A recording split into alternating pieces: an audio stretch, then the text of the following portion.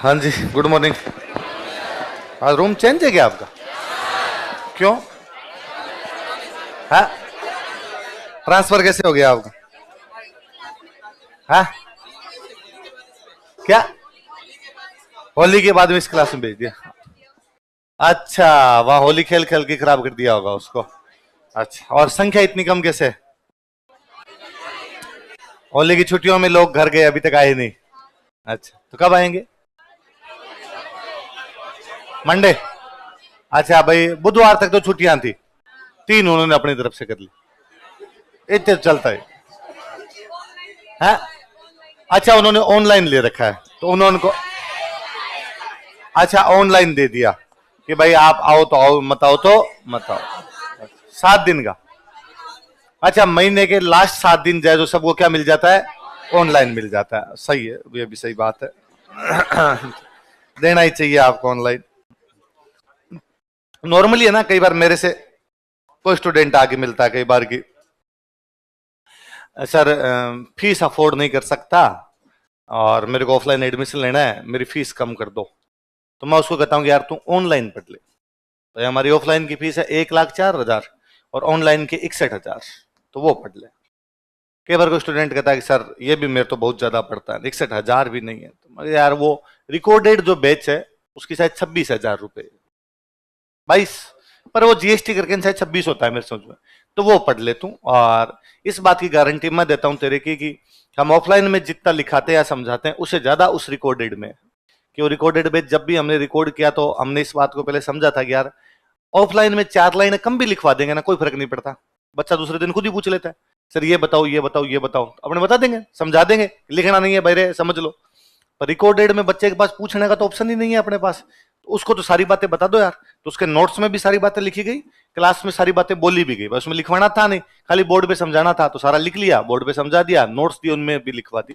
तो तू ये तय मान कि 1,04,000 और वो 26,000 के, 4 गुना ज्यादा फीस है, पर उसमें 4 गुना ज्यादा ही पढ़ाई भी होगी, बात कम पढ़ाई भी नहीं है।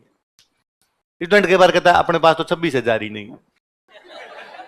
भाई सर बहुत ज्यादा खराब हालत है, मेरे पास तो ये भी नहीं है। तो मैं कहता हूँ यार देख, बतानी तो नहीं चाहिए बात, धंधे के खिलाफ जाती है बात, पर फिर भी टेलीग्राम पे हमारे वाला पूरा कोर्स हैक हो रखा है ना। और शायद कोई 500 रुपए में 1100 रुपए में बेचता है, 300 में, तो 300 में कोई बेच रहा होगा तो वहां से खरीद ले। हालांकि नहीं बताना चाहिए मुझे, पर अब तू जब इतना ज्यादा ही कह रहा है तो वहां से ले ले। और यदि और ज्यादा गरीब है कि 300 भी नहीं दे सकता, तो फिर किसी को पटा ले, कोई फ्री में दे दे। भाई टेलीग्राम वाला लिंक ही तो है वो, तो कोई फ्री में दे दे, या तेरे किसी दोस्त के पास हो वहां से देख ले, तो उसका मेरे से वापस होता है, अरे सर ऑनलाइन नहीं होती है पढ़ाई, और मैं ऑफलाइन बैठ के पढ़ना चाहता हूं, मैं सामने बैठ के एकदम पढ़ना चाहता हूं।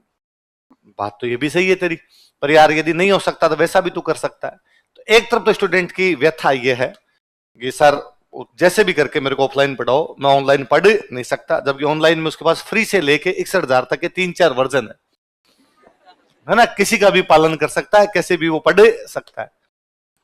एक तरफ आप हो जिनके घर वालों ने 1,00,000 रुपए दिए कि ऑफलाइन पढ़ना, हमारे पास पैसे हैं, पैसे की चिंता मत करना, पर आपने कहा क्या अब मुझे ऑनलाइन दो आप आगे। तो जब ऑनलाइन ही लेना था तो घर वालों ने रुपए क्यों लगाए? उल्टा 2 बचत, फीस वाली बचत तो होती, वो होती, घर ही रहते। खर्चा भाई यहां कम से कम मान के चले अपने 3 साल तो जयपुर रहना ही पड़ेगा। 18 महीने की, 20 महीने की तो कोचिंग है, पेपर होता है और होता है, एक वैकेंसी में पढ़ा नहीं होता, दूसरी वैकेंसी में होता है, 3 साल का तो लेके चले अपने कम से कम। मोटा मोटा 10,000 रुपए तो खर्चा करते होंगे महीने का, लगी जाता, 8-10,000 रुपए तो लगा ही देते हो। भाई मैं जब रूम लेके रहा करता स्टूडेंट लाइफ में, तभी मेरे लास्ट के अंदर मेरे को याद है 5-6 हजार रुपए लगने लग गए थे। तो वो आज के 10 साल पहले की बात है, तो अब डबल तो ही गया। तो 10-12 के बिना तो तुम करते नहीं। हालांकि कई पैसे वाले तो सोच रहे हैं केवल 10,000, हमारा तो 25,000 खर्चा आता है महीने का। तो तुम्हारी बात अलग है, तुम अलग रेंज के लोग हो। हम साधारण जो दाल रोटी खाने वाले हैं तो 10,000 तो है। 10,000 के 3 साल के कितने हो गए? भारतीय 36, 3,60,000, 3.5 लाख रुपए मोटा मोटा है। लाख के रुपए घर वालों के 4.5, 5 मानो राउंड फिगर में, 5 लाख रुपए बचते।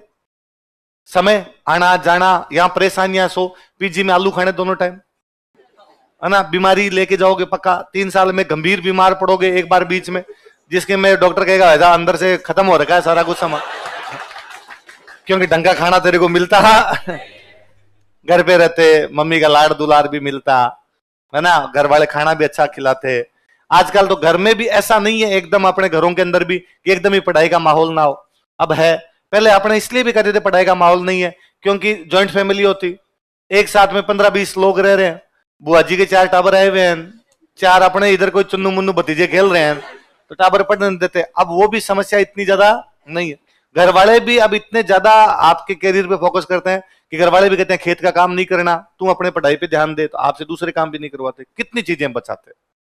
पर फिर भी यदि ऑफलाइन आता हुआ कोई स्टूडेंट ऑनलाइन लेना चाहता है, वो घर वालों के पैसों को धत्ता बताता है, अपने घर वालों की मेहनत को, आपके घर वालों के आपके प्रति जो प्रयास हैं उन सबको अंगूठा दिखाता है, और वो साफ साफ घर वालों को कहना चाहता है कि आप भले कितना ही करो, मैं निकम्मा हूं, मैं क्लास नहीं जाऊंगा। वो केवल इसलिए नहीं आना चाहता कि सुबह 7 बजे खड़ा होना पड़ता है, कई टाबर इसलिए सुबह सुबह वाले 7 बजे वाली क्लास उनकी मिस हो जाती है और बाद में सर ऑनलाइन दे दो, मैं किसी भी वजह से नहीं आ पाया था, या वो और गांव चला गया वापस नहीं आया, या और किसी कारण से उसने 10 दिन क्लासें नहीं ली, दोस्तों के साथ इधर उधर घुमाई में लग गया और फिर इसने कहा मैं ऑनलाइन पढ़ दूंगा। और मुझे वो टाबर तो आप में से और क्यूट लगते हैं जो आगे कहते हैं दोनों एक साथ दे दो, ऑनलाइन और ऑफलाइन। तो मुझे लगता है कि यार दे देंगे, देने में कोई दिक्कत नहीं है ना। हमारे कई बार बात हुई, भाई अपने को छोड़ के, स्प्रिंग बोर्ड को छोड़ के अभी ये 7 दिन वाला किया है, वरना तमाम जो कोचिंग है दोनों दे देती है, ऑनलाइन भी ले ऑफलाइन भी ले, है ना। और हम ये भी जानते हैं कि उन कोचिंगों के पास कोई जाता होगा तो स्प्रिंग बोर्ड की आलोचना भी करते होंगे कि वो केवल ऑफलाइन पढ़ाते हैं, हम बच्चों को दोनों ऑप्शन देंगे, ऑनलाइन और ऑफलाइन। तो हमें लगता है यार घाटा ही है, 2-4 बच्चे इस बात से भी इंप्रेस होकर वहां पर एडमिशन लेते होंगे। पर ये हम इस बात को भी जानते हैं कि यार यदि दोनों दिए ना तो बच्चे नहीं आएंगे और ये पढ़ नहीं पाएगा ढंग से, वरना खींच के लोग को दोंगी देंगे नहीं आ। और जब इसके घर वालों ने रुपए ऑफलाइन के दिए फिर किस बात का ऑनलाइन, और इसको कहो आ तू बैठ, जबरदस्ती करेंगे तो आके बैठेगा, सामने बैठेगा तो बाद में पढ़ेगा भी, रूटीन भी बनेगा, 100 बातें होगी, क्लास का माहौल मिलेगा और मिलेगा। तो कहा गया कि नहीं इनको ऑफलाइन देने नहीं, तो अब तक अपने बीच में बंद ही कर रखा था। आपके प्री के एग्जाम आते, इमरजेंसी चीज अलग है कि भाई इसमें अब अपने पास समय कम है तो इतना ऑनलाइन पढ़ो वो पढ़ो, पर जब इमरजेंसी नहीं है, शांति काल चल रहा है, तो जैसे अपने चल रहा है उस हिसाब से पढ़ा जाए, पूरा का पूरा पढ़ा जाए उसको, तो उसमें ऑनलाइन नहीं देना। पर फिर अब बच्चे आगे डली वहां पे कोई ना कोई कान खाता रहता है, कोई कहता है मेरे ब्याह आ गया था, कोई कहता है हमारे घर में ये हो गया था, फलाना हो गया था, ऑनलाइन दो। तो फिर कहा एक काम ही कर लो कि महीने के 7 दिन जो लास्ट वाले हैं उसमें सबको ऑनलाइन दे दिया जाए, कि भाई जिसके कुछ बच गया इस महीने के अंदर वो तू कर ले। तो कभी बीच में कई बच्चे आ कहते हैं कि मैं 15 दिन नहीं आया था, इसका मेरे को ऑनलाइन एक्सेस दे। तो मैं उनको एक सिंपल सी बात कहता कि यार तू एक काम कर, तू ये बैच कंप्लीट कर ले। या कोई बच्चा कहता मैं 2 महीने नहीं आ पाया, मैं 1 महीने नहीं आ पाया, तू ये बैच पूरा कंप्लीट कर ले, और जब ये बैच कंप्लीट हो जाएगा तू मेरे को लिख दे कि इस 1 महीने में क्या क्या सब्जेक्ट हो गए थे जो तेरे नहीं हो पाए। कि उसने कहा सर मैं राजस्थान की कल्चर आपने पढ़ाई थी, मैं तो एक क्लास में भी नहीं, ठीक है, और क्या सर साइकोलॉजी हो गई थी मैं तो क्लास नहीं ले पाया, और सर पबेड आदि हो गई थी मैं क्लास नहीं पाया, 3 सब्जेक्ट है। अब जब ये बैच समाप्त हो जाएगा, अपने कोचिंग में 20-22 बैच चलते रहते हैं इधर उधर, तो किसी बैच में जाके बैठ जाना जिसमें देख लेना पबेड चल रही हो, राजस्थान चल रही हो, साइकोलॉजी किसी ना किसी बैच में मिल जाएगी, जब तेरी इच्छा हो जिस बैच में बैठ के पढ़ ले। तो तू ऑफलाइन का ऑफलाइन पढ़ लेगा, एक बार चीजें कंप्लीट हो जाएगी वो पढ़ लेगा। तो वो कहता है नहीं सर अभी दे दो तो मैं साथ में कर लूंगा। ठीक है तू कर सकता है, 7 से 1 क्लास, 1 से 7 ऑनलाइन, 6 घंटे की तो हुई थी ना, तू घर पे गया था, वही तो ऑनलाइन एक्सेस दे रहे हैं, तू वो करेगा, तो फिर तू याद कब करेगा, फिर तू सारा दिन यही करेगा।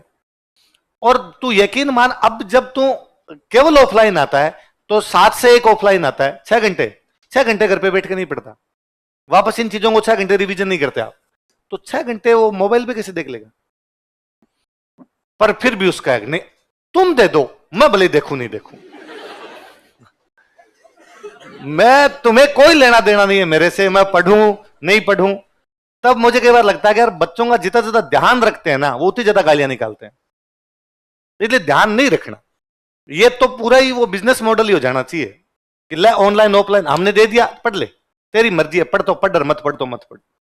हमसे ऐसा किया नहीं जा रहा, उसका एक कारण है कि हम खुद इसी, ज्यादातर स्टूडेंट रहे हुए पढ़े हुए, तो मैं जानता हूं कि यार इन चीजों को ऐसे पढ़ेंगे तो ही पढ़ाई होगी, वरना दूसरे तरीके से इसको पढ़ने का कोई तरीका नहीं। खींच के लेंगे तो ही पढ़ाई होगी। छोटे छोटे टाबर आते हैं, ये खुद वैल्यू नहीं समझते, अपने समझाएंगे, थोड़ी जबरदस्ती दिखाएंगे, डांटेंगे, फटकारेंगे तो इन बातों को समझेंगे। और 3-4 केस तो ऐसे आए कि किसी बच्चे ने आकर कहा कि सर मुझे ऑनलाइन दो, क्यों दें ऑनलाइन? तो सर मेरे ये 10 उसने 10 कारण बताए सर, इन कारणों से दो।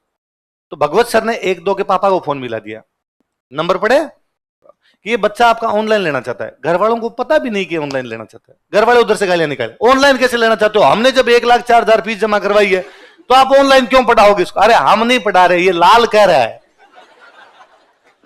कि मेरे घर में प्रॉब्लम है इसलिए मेरे को पढ़ाया जाए। मेरा तो इसमें भी कईयों को फोन किया हुआ है कि मेरा किसी बच्चे ने मेरे को कहा कि मेरे घर वाले फीस अफोर्ड नहीं कर सकते। मैंने कहा पापा को फोन मिला दे। मैंने फोन करके पूछा फीस अफोर्ड नहीं, घर वालों ने वापस मुझे डांटा कि तू कौन है करने वाला, हम देंगे फीस कहीं से ला के दे। पर स्टूडेंट अपने हिसाब से पापा की सहायता कर रहा है बैठा बैठा, क्यों करनी है? ये 20,000 30,000 पापा दे रहे हैं, टेंशन खत्म, पढ़। और तू तो ये सोच कि मैं नौकरी लगूंगा, नौकरी लग के पापा ने 30,000 एक्स्ट्रा दिए, मैं 30,000 बचाऊंगा, कमा के 3 लाख दूंगा।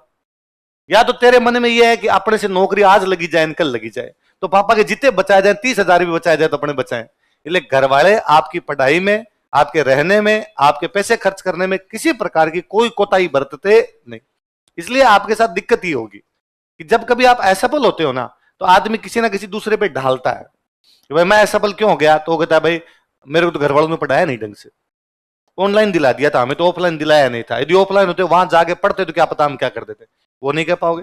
कोई यह कहेगा मेरे तो सर टेंशन तो इस बात की रहती थी महीने का खर्चा आएगा कि नहीं आएगा, घर वाले कहते हमारे पास तो पैसे नहीं है, तो इस टेंशन में आदमी पढ़े दूसरा काम करे, वो भी नहीं है, घर वालों ने पूरे पूरे भेजे। तीसरा है कि सर कोचिंग वाला ढंग से पढ़ाया नहीं, अब वो कहते तो थे कि हम 7 से 1 बजे तक क्लास लेंगे, एक दिन 7 से 9 बजे तक पढ़ाया, फिर घर भेज दिया कि इतनी क्लासें होगी।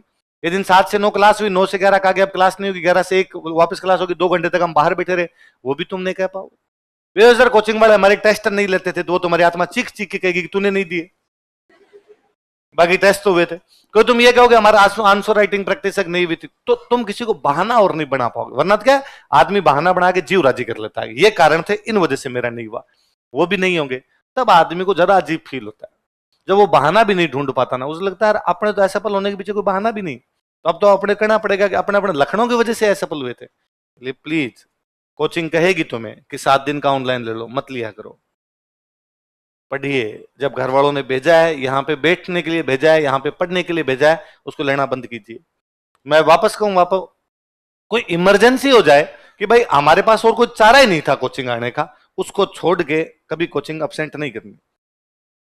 और ये भी आप मानिए इतनी बोरिंग क्लास कभी नहीं होगी कि आपका आने का जीव नहीं करेगा। स्प्रिंग बोर्ड इस बात की आपको गारंटी देता है कि आपका आने का मन तो करेगा कि क्लास में चलते हैं कुछ ना कुछ नई चीजें सीख के आएंगे। ऐसा कभी नहीं होगा कि आपको लगा कि आज हम कोचिंग गए थे और हम कुछ भी नहीं सीख के फालतू में यूं ही बैठ के वहां पर आ गए, ऐसा भी नहीं होता। लिखवाया जाता है, कुछ नई बातें सिखाई जाती है, इसलिए इन चक्रों में मत पड़िए। हम तो क्या है, जब आप अब डेली शाम को वहां 100 जने लाइन लगाते हैं, ऑनलाइन दो ऑनलाइन दो ऑनलाइन दो, फिर क्या करें? तो लास्ट वाले 7 दिन वाले दे दो, वो भी बीच का रास्ता निकालने की कोशिश की गई। हमारा अभी तक भी मन नहीं मानता कि इनको ऑनलाइन ऑफलाइन दोनों एक साथ दिए जाए। ये मेरे सर के बीच में, हम बाकी स्टाफ वालों के बीच में कई बार बातचीत हुई है कि कोई आके हमें कहता है वो कोचिंग वाले दोनों दे देते हैं, वो दे देते हैं, तो अरे यार वो कोचिंग वाले देते हैं तो वो ये भी कहते होंगे कि साहब स्प्रिंग बोर्ड वाले तो नहीं दे रहे, हम दे रहे हैं, देख लो हमारे 4 एडमिशन, तो अपने 4 एडमिशन कम ही होते होंगे, हो 4 एडमिशन कम, पर बच्चा वैल्यू तो समझे पढ़ाई की।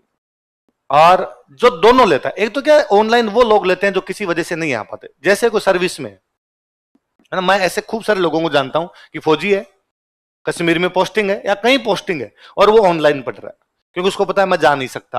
तो वो वैसे लोग तो वैसे करते हैं कि 8 घंटे की जॉब, अब घर आए फटाफट आए और आके हाथों हाथ मोबाइल लगाया, उसमें 3 घंटे के जो वीडियो थे वीडियो देखे, उसके नोट्स बनाए, लिखना पढ़ना जो करना है वो पूरी अपनी लाइफ उसमें सेटल कर देता है।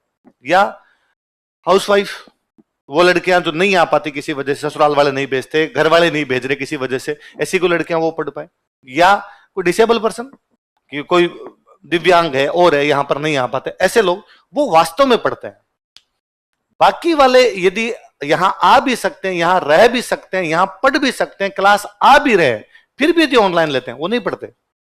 और मैं कहता हूं मैं तुम्हें 1 महीने का क्या लो, मैं 6 महीने का दिला देता हूं, तुम मत आओ और बाद में तुम मुझे बताना कि 6 महीने तो तुम पढ़े थे क्या, उस तरीके से पढ़े थे जैसे क्लास के अंदर पढ़ते हैं।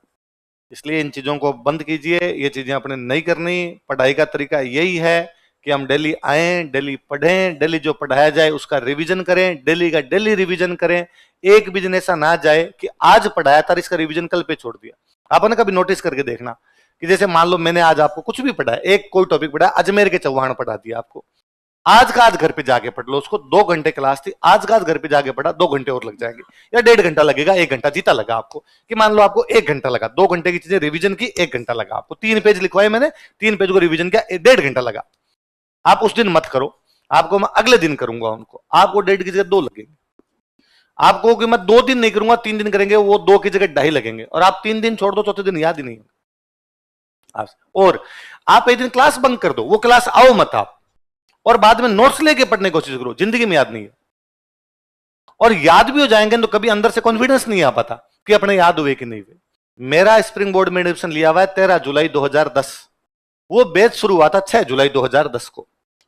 मेरा भी याद है, मैं क्लास में पहले दिन आया तब हिस्ट्री ऑप्शनल लिया करते, तो दिलीप सर मिडिवल हिस्ट्री शुरू कर चुके थे, और दिलीप सर ने आते पहली जो लाइन लिखवाई थी वो लिखवाई थी कि मोहम्मद बिन तुगलक ने तरमा सरीन को पैसे देकर वापस भेज दिया था, और अगला शुरू करा दिया फिरोज तुगलक। एक लाइन को मोहम्मद बिन तुगलक की पहले दिन खाली रही होगी, बच गई होगी, तो लिखवा दी अब का फिरोज तुगलक। मैं बीच में मिडिवल पढ़ाता था, इंडियन हिस्ट्री पढ़ाता, मिडिवल पढ़ाता, फिरोज तुगलक से लेके पूरी मिडिवल जहां तक समाप्त होती है, पूरी एंशियंट, पूरी मॉडर्न, पूरी वर्ल्ड, पूरी राजस्थान पढ़ाता था बीच में। मैं तब अपने बेच कम हुआ करते, नरेंद्र जोधपुर लेते, मैं इधर लिया करता, तो मैं सारी लेता, तो मेरे को मजा आता यूं पढ़ाने में। फिरोज तुगलक जैसे आता, मैं यूं बताता, 4 बातें बताता, याद करने के तरीके बताता।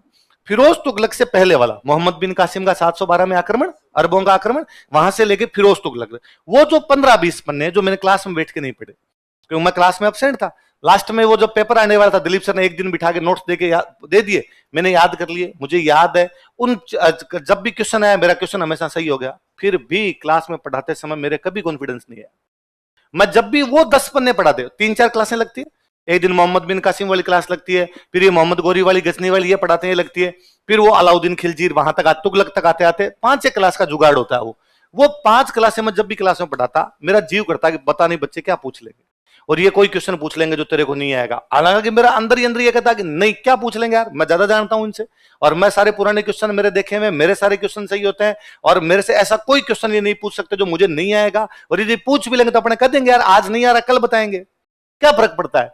लेकिन कभी कॉन्फिडेंस नहीं आ पाता। और जैसे मैं फिरोज तुगलक में पहुंचता, वो चूंकि नोट्स में लिखा हुआ था, मेरा खुद का याद किया हुआ था, उसी दिन याद किया हुआ था, अगले दिन सुनाया हुआ था, सर से बातें सुनी हुई थी, मुझे एहसास होता मैं फिरोज तुगलक हूं खुद, और ये मेरे बारे में तो मेरे से ज्यादा क्या पूछ सकते हैं। तो नोट्स की चीजें, खुद के हाथ से लिखी हुई चीजें, क्लास में पढ़ी हुई चीजें बड़ी कॉन्फिडेंस देती है। और मैं अभी भी ना, मेरे खूब सारी चीजें ऐसे याद है कि क्लास चल रही थी, तो तब हमारे छोटी क्लास होती है कि मान लो बच्चे थे हम क्लास में, उसमें 150 बच्चे थे कुछ, तो 150 लोग क्लास के अंदर बैठे हैं।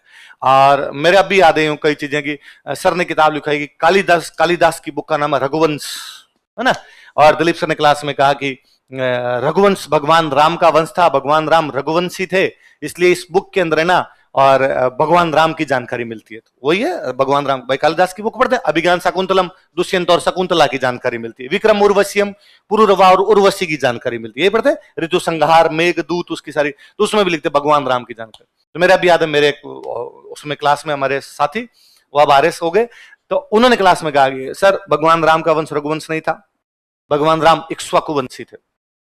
मैं और क्लास में आता तो बोला हाँ सर मगु इक्ष्वाकु वंशी थे।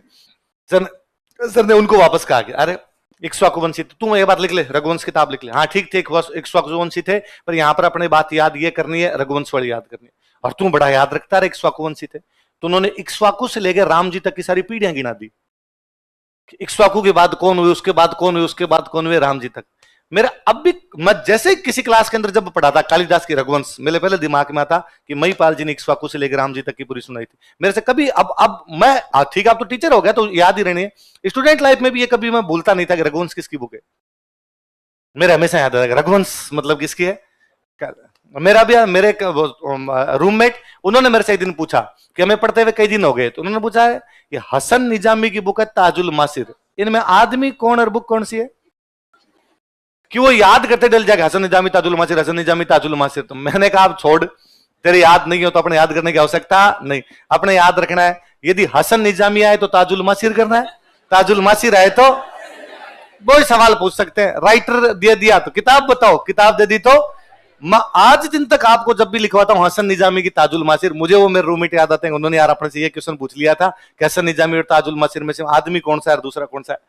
तो ऐसे खूब सारी चीजें क्लास के अंदर जो किसी ने खड़े होकर क्वेश्चन पूछा था अपने याद रहता है, कि यार वो उस दिन खड़ा हुआ था, उसने सवाल पूछा था और सर ने ये रिप्लाई दिया था। इसलिए मैं आपको कहता हूं कि पर्चियां भेजनी बंद कीजिए। आप क्लास में खड़े होकर क्वेश्चन पूछिए, जिसने पूछा उसके तो पक्का ही याद रहेगा कि क्या रिप्लाई मिला, उसको नहीं मिला, बाकी पूरी क्लास को याद होगा, क्लास को घटना तक याद होगी। 2000 वो 10 का अप्रैल था, मैं आगे अपने भी पढ़ेंगे। दिलीप सर पढ़ा रहे थे तो बीकानेर के राजा पढ़ाए, बीकानेर के राजा पढ़ाए तो सर ने सूरज सिंह लिखवाए, और सूरज सिंह में लिखवाया 1818 में अंग्रेजों के साथ संधि कर ली। फिर सर ने कहा चलो आगे पढ़ते हैं। और वास्तव में अपने हिस्ट्री का मतलब यही है कि प्राचीन काल जब पढ़ते हैं तो वो वहां तक पढ़ लो, अपने गुप्तोत्तर काल तक, उसके बाद मध्य काल पढ़ते हैं तो ये जो मुस्लिम हिस्ट्री है ये पढ़ लो, और आधुनिक काल का मतलब है यहां से अपने अंग्रेज शुरू कर दो। तो मिडिवल वहां पर खत्म कर देते जहां पर अंग्रेज आ गए, तो अंग्रेजों ने राजाओं से संधियां की, तो यहाँ पर मिडिवल क्या हो गया, समाप्त। राजस्थान का क्या शुरू हो गया, मॉडर्न। तो सर ने लिखवाया कि भाई बीकानेर के राजा ने संधि की, अब भाई आगे बढ़ते हैं। तो मैं क्लास में खड़ा हो गया, और मैं क्लास में खड़ा और मैंने खड़ा होकर सर बीकानेर के आगे के राजा भी लिखो। मैं बीकानेर का था तो मेरे वो था कि आगे वाले क्यों नहीं लिखवाए, क्योंकि मुझे 2-3 आते थे नाम। तो सर ने कहा इसके आगे वाले एग्जाम में नहीं आते। मगर एग्जाम में आए नहीं आए, पर बंदा तो था, पढ़ाया जाना चाहिए, बताया जाना चाहिए उसके बारे में, और बड़ा इंपॉर्टेंट आदमी है सर। अब क्लास में मैंने थोड़ी जिद की तो सर ने कहा हाँ हाँ बता बता कौन थे। तो मैंने कहा सर हमारे बीकानेर में गंगा सिंह नाम के राजा हुए थे। क्या किया था ऐसा गंगा सिंह ने? तो मैंने कहा वो गंग नहर का निर्माण करवाया। तो सर ने कहा ये तो अपने उसमें पढ़ लेते हैं, ज्योग्राफी के अंदर पढ़ लेंगे कब करवाया था। तो मैंने कहा इन्होंने BHU बनवाया था, बनारस हिंदू विश्वविद्यालय, BHU बनवाया था। सर ने कहा कैसे? तो मैं को BHU के लिए रुपए दिए थे, सबसे अधिक रुपए दिए थे, ब्लैंक चेक दे दिया था। तो सर ने कहा यार लिख लो, ये टाबर कह रहा है लिख लो यार। तो क्लास में एक दो ने विरोध भी किया, और एक दो ने कहा कि अरे सर ये क्लास में खड़ा हो गया बीकानेर का इसलिए जिद करने लगे, आप लिखवा रहे हो। सर ने कहा अरे ये जानता है, थोड़ी बहुत बातें जानता है, लिख लो। तो मैंने को 2-3 फैक्ट बोले और सर ने क्लास में जबरदस्ती लिखवा दी। उस साल प्री में क्वेश्चन आया कि BHU के लिए सबसे अधिक रुपए देने वाले राजा का नाम क्या था। और आप देख लीजिए 2010 से पहले के कोई नोट्स देख लीजिए, 2010 के आसपास की किताबें देख लीजिए, उनमें किसी में वो है भी नहीं। मैं जब पेपर देके वापस आया, सर के पास मिलने आते तो थोड़े बच्चे थे, 150-200 सर ही थे, तो हम सारे मिलने भी आते। सर मेरा पेपर ऐसा हुआ, खराब हुआ, अच्छा हुआ, मेंस की तैयारी कैसे करें, कौन से सब्जेक्ट लें, कई बातें चलती। मैं आया, सर ने कहा पेपर प्री तो पास हो जाऊंगा सर, मेंस के लिए क्या करना? सर ने बताया ऐसे ऐसे पढ़ना। फिर सर ने कहा वैसे क्लास वाले है ना सारे तेरे को थैंक यू बोल के गए थे। मैं कैसे? क्योंकि क्लास वाले कह रहे थे कि वो जो लंबा सा पतला सा उस दिन जिद कर रहा था, नाम वाम तो जानते नहीं थे तब, नया नया आया था, तो लंबा सा पतला सा लड़का उस दिन जिद कर गया था क्लास में कि वो गंगा सिंह लिखवाओ। तो गंगा सिंह वाला अपना सबका सही हुआ, बाकी किसी का वो नहीं हो। तो चीजें याद रहती है दिमाग, और मेरे उधर से खूब सारी चीजें मैं आपको अब मेरे यूं दिमाग में नहीं आ रही, पर मैं जब पढ़ाता हूं तो मेरी आदत, अरे ये उस दिन क्लास में उसने बोला था, ये मतलब 2010 में पढ़ा हुआ हूं मैं, फिर भी मेरे अभी तक वो वैसे वैसे याद पड़े, क्योंकि सीन घूमते हैं आपके। आप जब घर में बैठ के पढ़ रहे हो तो वो चीजें कैसे हो पाएगी?